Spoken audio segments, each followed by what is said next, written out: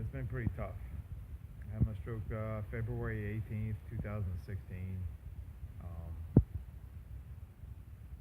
I was driving a truck, an 18 wheeler. Uh, I had the stroke. Luckily, I was able to pull over before I wrecked. Um,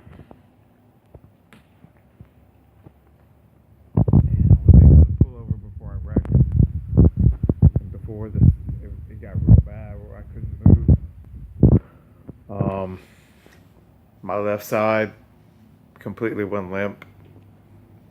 I didn't feel my left arm, my left leg, my left side of my face. I was in the hospital. I had a brain bleed type stroke. It's called a uh, um, right side thalamus hemorrhage. That's what it's called. It's like in the deep part of your brain, the right side, which I guess affects your left side of your body. The right side of your brain affects your left side of your body, and your left side of your brain affects your right side of your body. So my side was my left side, so it was the right side of my brain that was affected. I essentially couldn't move my left arm or my left leg at all. I was paralyzed. I could barely speak. I could talk, but it wasn't like now. But you could barely understand me. I was mumbling. Um, I had a really bad fever.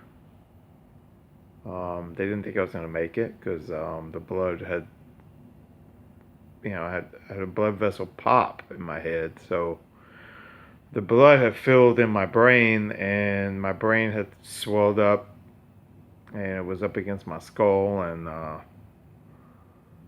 you know, when that usually happens, most of the time it's lights out.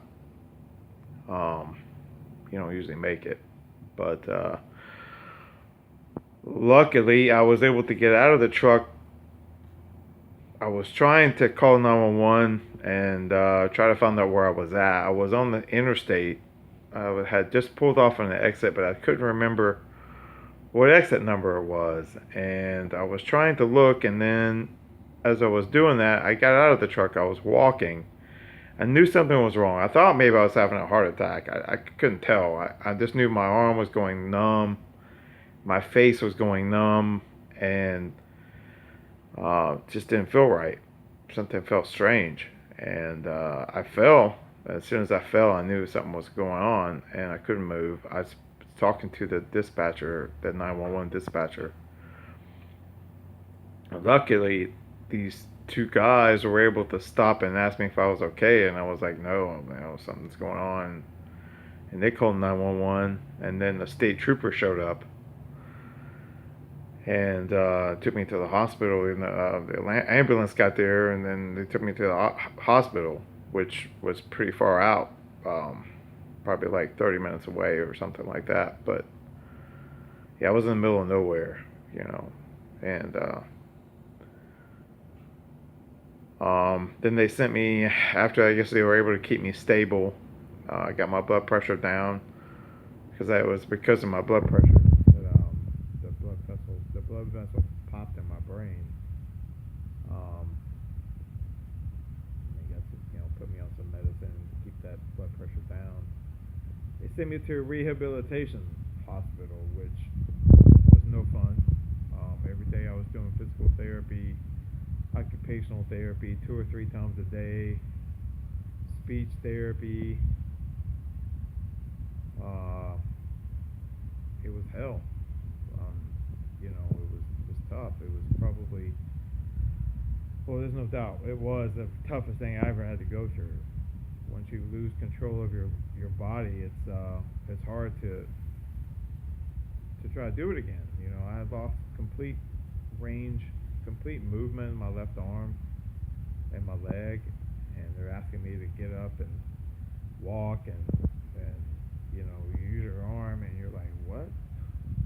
How am I gonna use? How am I gonna use my arm? I can't move it. I can't feel it, let alone move it.